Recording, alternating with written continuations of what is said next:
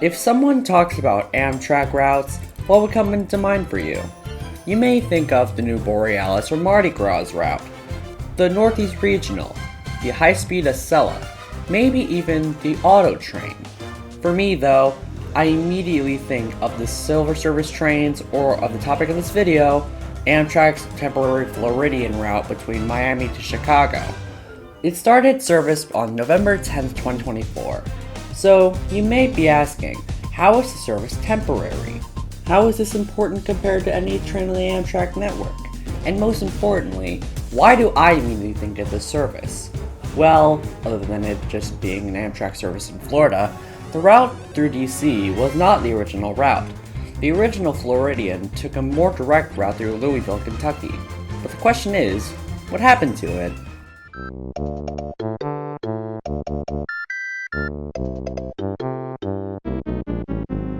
In December of 1940, the South Wind began operations, offering streamliner service between Chicago, Illinois and Miami, Florida.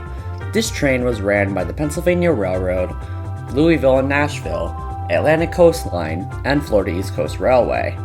The train ran every third day in coordination with the FEC-owned Dixie Flagler and the Illinois Central City of Miami. However, problems from all angles started coming at the South Wind. In 1963, a strike of non-operating unions on the FEC caused an abrupt discontinuation of all passenger routes on the railroad.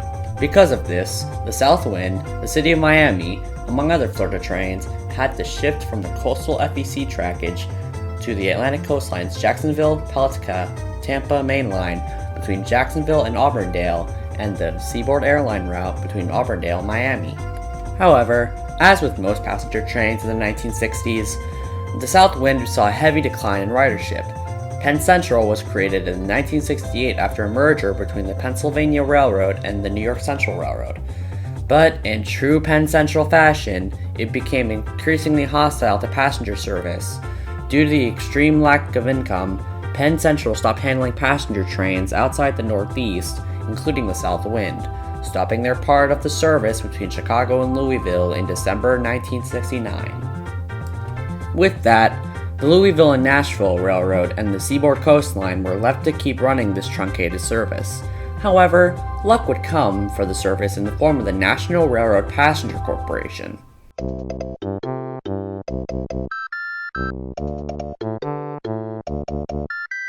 Aw yeah, you just got coconut mold! Sorry about that, guys. Anyway, just continue on with the video. On May 1st, 1971, Amtrak began operations made by the U.S. government to save the dying passenger rail industry.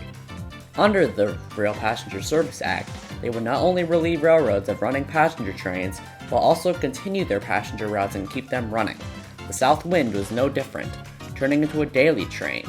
Under Amtrak's ownership, the South Wind was renamed to the Floridian and departed Chicago's Central Station at 11:30 p.m., running 1,920 miles to Jacksonville, Florida. There, it would split into two sections. One ran to St. Petersburg with stops at DeLand, Sanford, Orlando, Kissimmee, Lakeland, Tampa, and Clearwater. The other section would run south to Miami with stops at Waldo, Ocala, Wildwood, Winter Haven, Sebring, West Palm Beach, Delray Beach, Deerfield Beach, Fort Lauderdale, and Hollywood. However, right from the start of service in 1971, things were going wrong with the Floridian.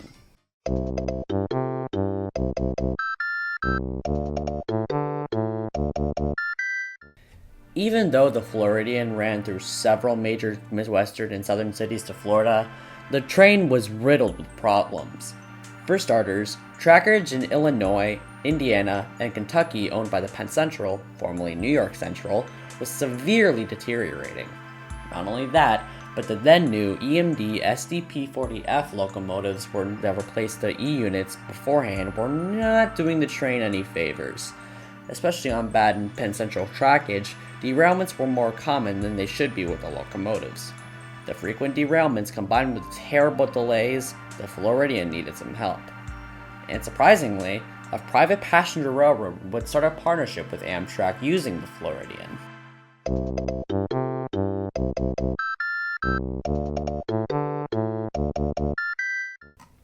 In 1974, the Auto Train Corporation, ran by ex-Secretary of Transportation Assistant Kay Garfield, started service from Sanford, Florida to Louisville, Kentucky after the success of their route between Sanford and Norton, Virginia. I'll just direct you to Peter Dibble's video on the Auto Train Corporation because there's a lot of history with this that I don't think I can cover in this video. Their Auto Train's Midwest service would share trackage with the Floridian between Amtrak's Louisville and Point Siena stations. However, it wasn't until March of 1975 when Amtrak's second president, Paul Rystra, would collaborate with Eugene Garfield to work together. They worked out a deal where the Auto Train's automobile carriers would be on the rear of Amtrak's Floridian train, between the Auto Train's terminal near Louisville International Airport and the Point Siena Amtrak station. Because of this move, Louisville's Union Station would no longer be served by Amtrak. The joint service would begin on October of 1976. Unfortunately, just a few months later, the service is split up due to it not being financially beneficial for both Amtrak and the Auto Train Corp.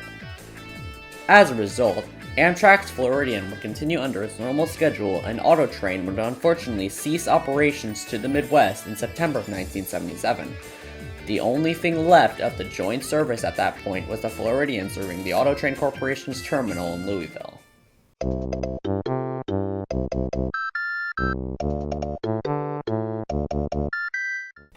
After the plans with the Auto Train Corporation fell through, Amtrak's Floridian would continue to be at its state until 1979.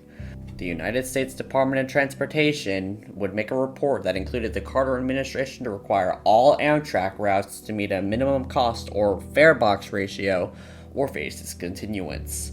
Unfortunately, the previously mentioned track issues and delays caused an intense drop of ridership with the Floridian. Along with the National Limited, the North Coast Hiawatha, the Lone Star, and the Champion, the Floridian would make its last run on October 9, 1979, officially leaving Florida without a direct train to the Windy City.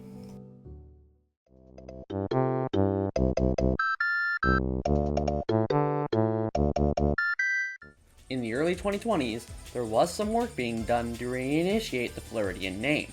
On October 22, 2022, the Federal Railroad Administration, or FRA, announced the initiation of the Amtrak Daily Long Distance Service Study, which was to evaluate the restoration and addition of discontinued and new long-distance passenger services, as well as upgrading the tri-weekly Sunset Limited and Cardinal to daily operation. The criteria that allowed a discontinued service to be evaluated was to connect large and small communities as a part of a regional rail network, provide economic and social well-being for rural areas, provide enhanced connectivity for the existing long-distance passenger trains, among other things. The criteria included a lot of routes, and the Floridian was included. However, in 2024, there was a surprise that not a lot of people expected. In August of 2024, people, myself included, would report that if you booked a ticket from any city in Florida like Miami, West Palm Beach, or Tampa to Chicago starting on November 10th, you would see a direct service called the Floridian, train number 40, added as an option. And it would not be long until Amtrak approved this by announcing the Floridian, a train that would connect Florida and Chicago, albeit not on the same route. As a result of the shortage of superliners and the New York Tunnel project, Amtrak would combine the Silver Star that ran from Miami to New York City and the Capital Limited between Chicago and DC by Pittsburgh into this new service starting on November 10, 2024. The inaugural trains were met with much fanfare, including train-related YouTubers like Miles in Transit, Simply Railway, among others, being on board the inaugural run from Miami. The new Floridian train runs 2,076 miles from Miami to Chicago via Washington, D.C. The trip takes roughly 47 hours one way, if on time, which unfortunately isn't as common as it should be. Nevertheless, Amtrak's new Floridian train is still running strong as of December of 2025. And while it is temporary, the Floridian name will be here to stay for many years to come.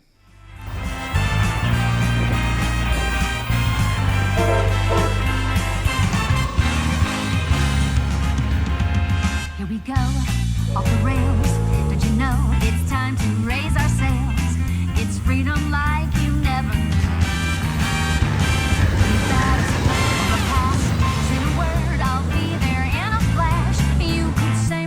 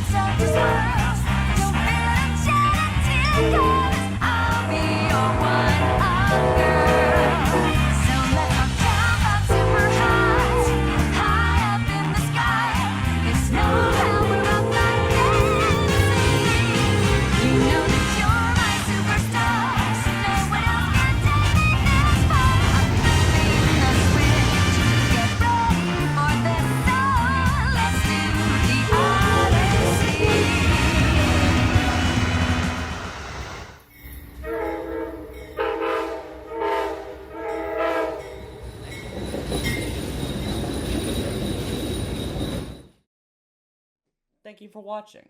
And an extra thank you to HUEY RAILFANNING, Just a Random RAILFAN, and GLOWSTAR Railroad Studios for providing me with footage of the Floridian for this video.